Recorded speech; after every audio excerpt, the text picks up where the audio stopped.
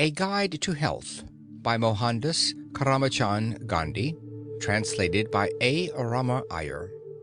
Chapter 1. The Meaning of Health. Ordinarily, that man is considered healthy who eats well and moves about, and does not resort to a doctor. But a little thought will convince us that this idea is wrong. There are many cases of men being diseased in spite of their eating well and freely moving about. They are under the delusion that they are healthy simply because they are too indifferent to think about the matter. In fact, perfectly healthy men hardly exist anywhere over this wide world. As has been said, only that man can be said to be really healthy who has a sound mind in a sound body.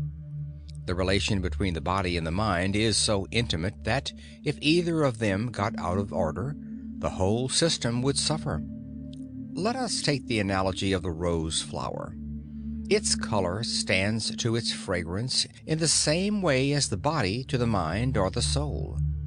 No one regards an artificial paper flower as a sufficient substitute for the natural flower, for the obvious reason that the fragrance which forms the essence of the flower cannot be reproduced. So, too, we instinctively honor the man of a pure mind and a noble character in preference to the man who is merely physically strong. Of course, the body and the soul are both essential, but the latter is far more important than the former. No man whose character is not pure can be said to be really healthy. The body which contains a diseased mind can never be anything but diseased. Hence, it follows that a pure character is the foundation of health in the real sense of the term, and we may say that all evil thoughts and evil passions are but different forms of disease. Thus considered, we may conclude that that man alone is perfectly healthy whose body is well formed, whose teeth as well as eyes and ears are in good condition, whose nose is free from dirty matter, whose skin exudes perspiration freely and without any bad smell, whose mouth is also free from bad smells, whose hands and legs perform their duty properly, who is neither too fat nor too thin, and whose mind and senses are constantly under his control. As has already been said, it is very hard to gain such health, but it is harder still to retain it when once it has been acquired. The chief reason why we are not truly healthy is that our parents were not.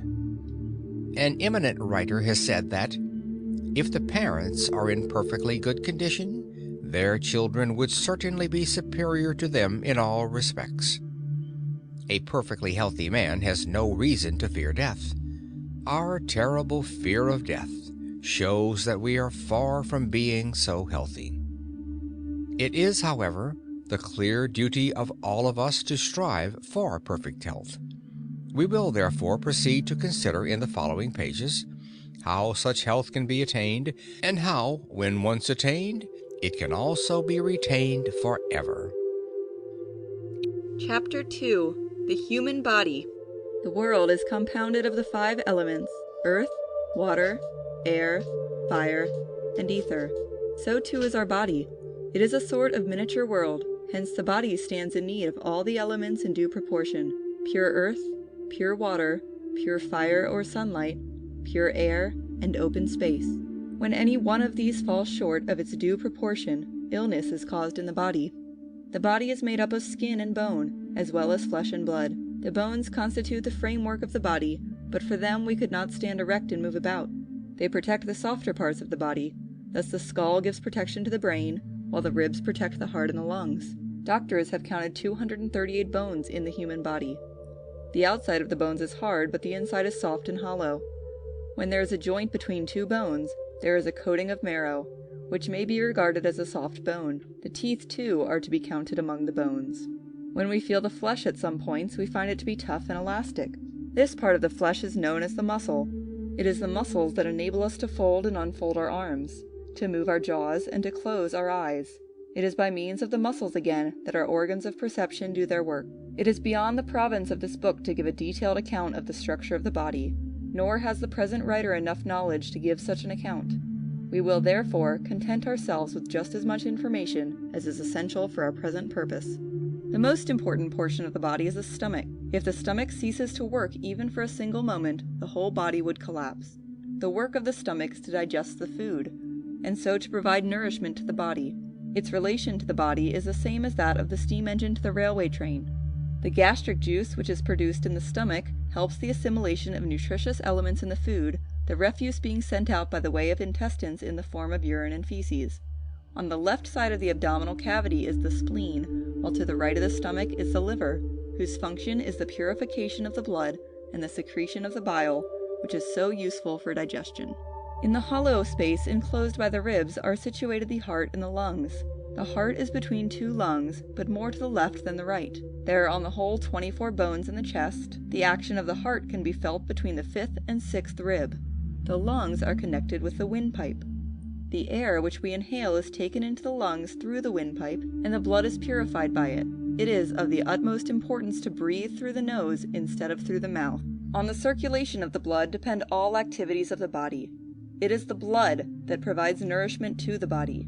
It extracts the nutritious elements out of the food and ejects the refuse through the intestines, and so keeps the body warm. The blood is incessantly circulating all over the body along the veins and the arteries. The beatings of the pulse are due to the circulation of the blood.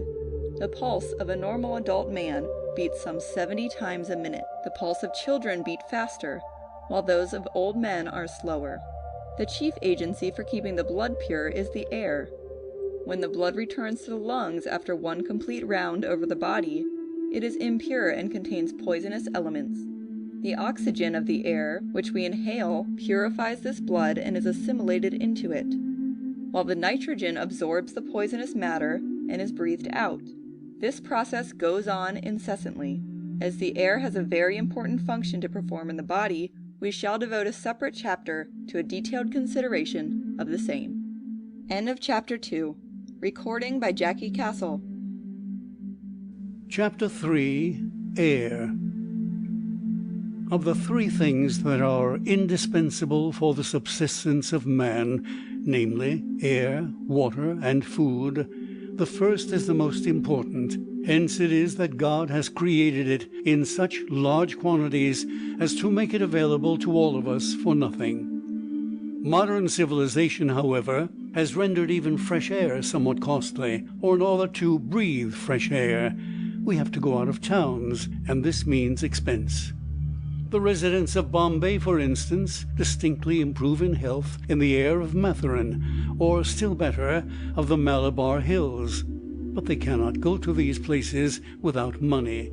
Hence, in these days, it would hardly be true to say that we get fresh air gratis, as we used to in the old days.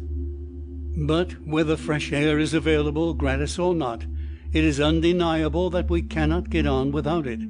We've already seen that the blood circulates over the body, returns to the lungs, and after being purified, starts its round again. We breathe out the impure air and take in oxygen from the outside, which purifies the blood. This process of inspiration and expiration goes on forever, and on it depends man's life. When drowned in water, we die, because then we are unable to let the impure air in the body and take in pure air from outside. The divers go down into the water in what is known as a diving bell, and they take in fresh air through a tube which leads to the top. Hence it is they are able to remain under water for a long time. It has been ascertained by experiments that no man can live without air for as long as 5 minutes. We often hear of the death of little children when they are held so close to the bosom by ignorant mothers as to make it impossible for them to breathe. We should all be as much against the breathing of impure air as we are against the drinking of dirty water and the eating of dirty food. But the air we breathe in is, as a rule, far more impure than the water we drink or the food we eat. We are all worshippers of concrete objects. Those things that can be seen and felt are regarded by us as of far greater importance than those which are invisible and intangible. Since air belongs to this latter class of objects, we fail to realize the evil wrought by the impure air that we breathe. We would think twice before eating the leavings of another man's food, or drinking out of a cup polluted by another man's lips. Even those who have not the least sense of shame or repugnance would never eat another man's vomit, or drink the water which has been spat out by him. Even those who are dying of hunger and thirst would refuse to do that. But alas, how few of us realize that the air we inhale is so often the impure and poisonous air which has been exhaled by others, and which is surely no less objectionable than a man's vomit. How strange that men should sit and sleep together for hours in closed rooms, and go on inhaling the deadly air exhaled by themselves and their companions. How fortunate for man that air should be so light and diffusive, and capable of penetrating the smallest holes. Even when the doors and windows are closed, there is generally some little space between the walls and the roof, through which some air from outside manages to get in, so that the inmates of the room have not to breathe exclusively poisoned air. The air that we exhale mixes with the air outside, and is rendered pure again by an automatic process that is always going on in nature. Now we are able to understand why so many men and women should be weak and diseased. There can be absolutely no doubt that impure air is the root cause of disease in 99 cases out of every 100. It follows that the best way of avoiding disease is to live and work in the open air. No doctor can compete with fresh air in this matter. Consumption is caused by the decay of the lungs due to the inhaling of impure air, just as a steam engine which is filled with bad coal gets out of order. Hence, doctors say that the easiest and the most effective treatment for a consumptive patient is to keep him in fresh air for all the 24 hours of the day. It is, of course, essential to know how we can keep the air pure. In fact, every child should be taught this, the value of fresh air, as soon as it is able to understand anything. If my readers would take the trouble to learn the simple facts about the air, and would put their knowledge into practice, while teaching their children also to do the same, I shall feel immensely gratified. Our latrines are perhaps most responsible for rendering the air impure. Very few people realize the serious harm done by dirty latrines. Even dogs and cats make with their claws something like a pit wherein to deposit their feces, and then cover it up with some earth. Where there are no lavatories of the modern approved types, we should also do likewise. There should also be kept ashes or dry earth in a tin can or an earthen vessel inside the latrine, and whoever goes into the latrine should, on coming out, cover the feces well with the ash or the earth, as the case may be.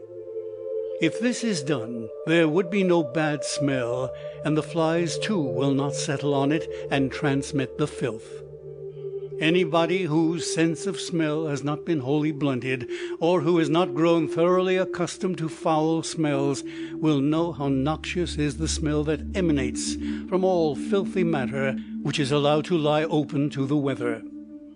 Our gorge rises at the very thought of feces being mixed with our food, but we go on inhaling the air which has been polluted by such foul smell, forgetting the fact that the one is just as bad as the other, except that, while the former is visible, the latter is not.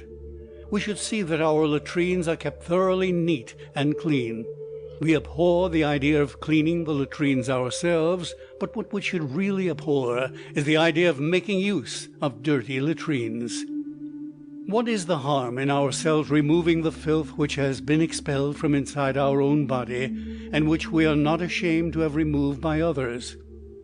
There is absolutely no reason why we should not ourselves learn the work of scavenging and teach it to our children as well.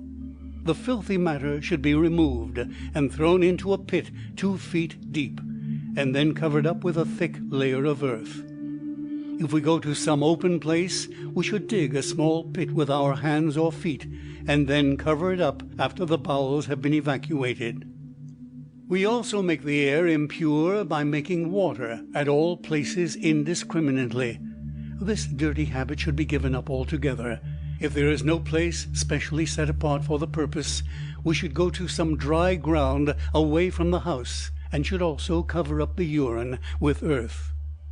The filth should not be cast into very deep pits, for in that case it would be beyond the reach of sun's heat, and would also pollute the water flowing underneath the earth. The habit of spitting indiscriminately on the verandas, courtyards, and such like places is also very bad. The spittle, especially of consumptives, is very dangerous. The poisonous germs in it rise into the air, and being inhaled by others, lead to a spread of the disease. We should keep a spittoon inside the house, and if we have to spit when out on the road, we should spit where there is dry dust, so that the spittle may be absorbed into the dust and cause no harm. Doctors hold that the consumptive should spit into a spittoon with some disinfectant in it, or even if he spits on dry ground, the germs in his spittle manage to rise and even spread into the air along with the dust. But in any case, there can be no doubt that the habit of spitting wherever we please is dirty as well as dangerous. Some people throw where they like cooked food and other articles which decay and render the air impure. If all such rubbish be put underground, the air would not be made impure, and good manure, too, could be obtained. In fact, no kind of decaying matter should be allowed to lie exposed to the air. It is so easy for us to take this necessary precaution, if only we are earnest about it. Now we have seen how our own bad habits render the air impure, and what we can do to keep it pure. Next we shall consider how to inhale the air. As already mentioned in the last chapter, the air is to be inhaled through the nose and not through the mouth. There are, however, very few persons who know how to breathe correctly. Many people are in the pernicious habit of inhaling through the mouth. If very cold air is inhaled through the mouth, we catch cold and sore throat. Further, if we inhale through the mouth, the particles of dust in the air go into the lungs and cause great mischief. In London, for instance, in November, the smoke which issues from the chimneys of great factories mixes with the dense fog, producing a kind of yellow mixture. This contains tiny particles of soot, which can be detected in the spittle of a man who inhales through the mouth. To escape this, many women who have not learned to breathe through the nose alone put on a special kind of veil over their faces, which act as sieves. If these veils are closely examined, particles of dust can be detected in them. But God has given to all of us a sieve of this kind inside the nose. The air which is inhaled through the nostrils is sifted before it reaches the lungs, and is also warmed in the process. So all men should learn to breathe through the nose alone, and this is not at all difficult, if we remember to keep our mouth firmly shut at all times, except when we are talking. Those who have got into the habit of keeping their mouths open should sleep with a bandage round the mouth, which would force them to breathe through the nose. They should also take some 20 long respirations in the open air, both in the morning and in the evening. In fact, all men can practice this simple exercise and see for themselves how rapidly their chest deepens. If the chest be measured at the beginning of the practice, and again after an interval of 2 months, it will be seen how much it has expanded in this short period. After learning how to inhale the air, we should cultivate the habit of breathing fresh air day in and day out.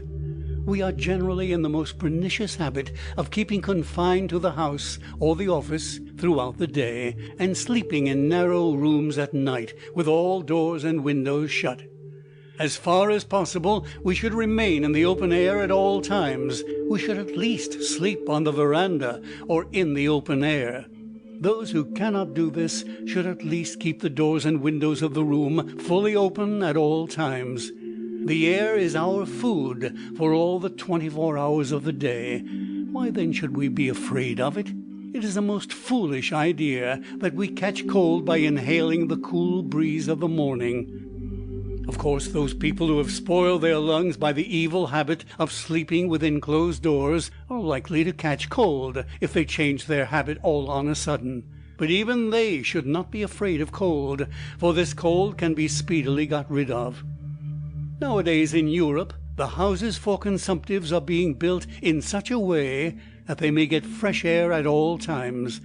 We know what terrible havoc is wrought in India by epidemics. We should remember that these epidemics are due to our habit of defiling the air and of inhaling this poisonous air.